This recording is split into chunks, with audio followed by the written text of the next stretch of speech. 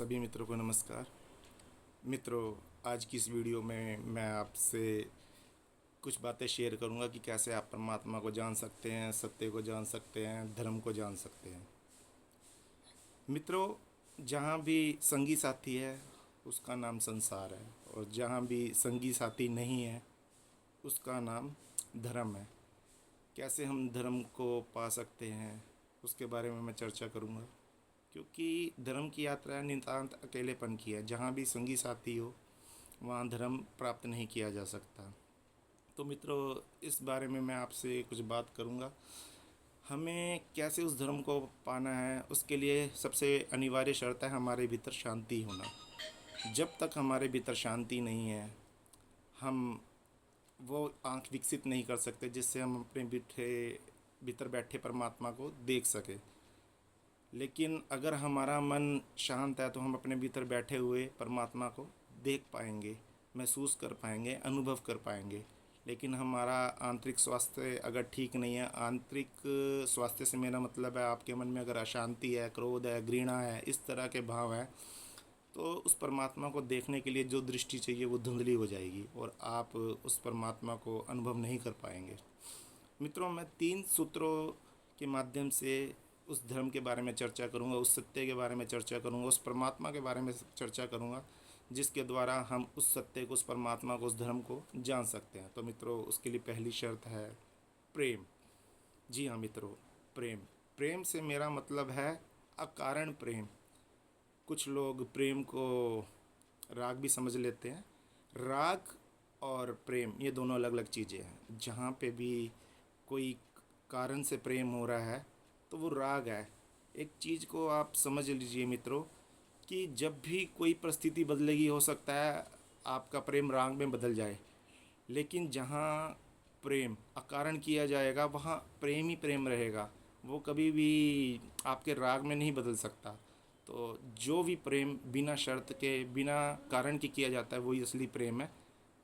मैं आपको एक छोटी सी कहानी भी सुनाऊंगा बुद्ध की। ऐसा हुआ, एक बार बुद्ध प्रवचन दे रहे थे, तभी एक व्यक्ति उठा और उनके मुंह पे थूक दिया।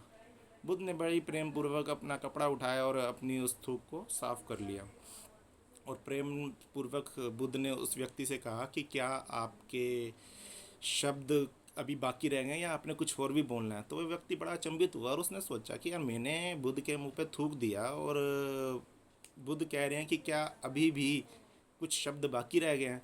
तो वह व्यक्ति बुद्ध से बोलता है कि मैंने आपके मुंह पे थूका है, मैंने आपको शब्द नहीं कहे। तो बुद्ध बोलते हैं कि भाई, जिस तरह तुम अपनी बात को निकालना चाह रहे थे, अपने भाव को शब्दों के माध्यम से निकालना चाह रहे थे, हो सकता है कि आपके पास वो शब्द नहीं थे, तो आपने उन शब्दों को मेरे मुंह पर थूक के आपने जाहिर किया। तो वो बंदा बहुत परेशान हुआ भी, ये मैंने क्या कर दिया, और वो अपना घर चला गया और वो पूरी रात सो नहीं पाया, और सुबह आके बुद्ध के चरणों में गिर पड़ा और माफ़ी मांगने लगा और बोलता है, आपने जीवन भर मुझे प्रेम किया और बिना किसी शर्त के प्रेम किया, लेकिन कल जो मेरे से हरकत हो गई और मुझे लगता है कि शायद अब आपसे मेरा कभी भी जीवन में प्रेम नहीं हो सकेगा। तो बुद्ध ने बहुत ही सुंदर बात करी। बुद्ध कहते हैं कि मैंने जो भी प्रेम किया वो अकारण था, मैंने किसी शर्त के साथ प्रेम नहीं किया था। तुमने मुझे थूका तब भी मेरा प्रेम उतना ही रहेगा, तुमने मुझे नहीं मेरे मुंह पे थूका था तब भी मेरा प्रेम उतना ही है। तो कहने का भाव ये है, जहाँ भी कोई भी कारण हो, वजह हो, रीज़न हो, वो प्रेम नहीं है, वो राग है या वो एक समझौता है। तो उस परमात्मा को पाने की एक ही शर्त है प्रेम, क्योंकि हमारे सदगुरुओं ने भी प्रेम को ही परमात्मा कहा है। जीसस ने बोला है लव इज़ गॉड, परमात्मा ही प्रेम है। महावीर ने अहिंसा शब्द दिया है, अहिंसा ही धर्म है। बुद्ध ने मैत्री शब्द दिया है, मैत्री ही धर्म है। तो प्रेम उस परमात्मा को पाने की पहली सीढ़ी है। जब हर वस्तु, व्यक्ति, स्थान में हमें प्रेम ही प्रेम दिखे, तो हमारे अंदर की जो स्थिति है वो आनंदमय हो जाती है, और उस आनंद में हमें साक्षात परमात्मा दिखाई देने पड़ लगता है, और हम हमारे अंदर वो दृष्टि जागृत हो जाती है कि हम उस परमात्मा को देख पाएँ। दूसरा सूत्र मित्रों मैं आपके साथ शेयर करूंगा, अपरिग्रह। अपरिग्रह से मेरा मतलब है कि हम किसी भी चीज़ इच्छा को वस्तु को इकट्ठा करने की हमारे अंदर इच्छा ना हो। जैसे कोई व्यक्ति धन के पीछे पागल है तो इतना धन इकट्ठा जोड़ता है और जोड़ता ही जाता है। तो इस चीज़ को मैं बोल रहा हूँ परिग्रह।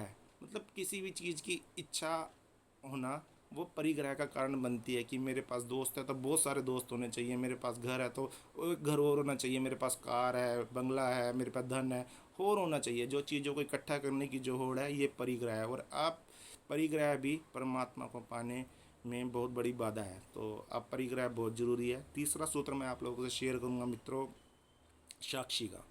साक्षी के भाव के लिए सबसे पहले एक छोटे से अनुभव आप करके देख सकते हैं। समझ लिया आपके हाथ पे या पैर में कोई चोट लगी तो आप महसूस कर सकते हैं कि जिसको चोट लग रही है, जो महसूस कर रहा है वो मैं नहीं हूँ। चोट शरीर को लगी है, मैं शरीर नहीं हूँ। इसी तरह सांस शरीर में आ रही है, जा रही है, मैं जान रहा हूँ कि कोई सांस ले रहा है लेकिन मैं सांस नहीं हूँ। इसी तरह हमारे विचार आ रहे हैं, जा रहे हैं, लेकिन कोई सत्ता है, कोई शक्ति है, वो जान रहा है कि विचार आ रहे हैं, जा रहे हैं, विचारों को देख पा रहा है। मैं विचार नहीं हूँ। जब इस चीज़ का बोध हो जाता है तो उस चैतन्य को हम देख पाते हैं। उस चैतन्य का नाम ही परमात्मा है, साक्षी है या धर्म है। मित्रों, जब हम विचारों को निर्विचार अवस्था में पहुंचते हैं तो वहाँ जो शेष रहता है वो परमात्मा ही है। मित्रों, आशा करता हूँ आपको मेरी ये वीडियो पसंद आई होगी। जल्दी आपसे नई वीडियो के साथ मुलाकात होगी। तब तक के लिए सभी को नमस्कार, धन्यवाद।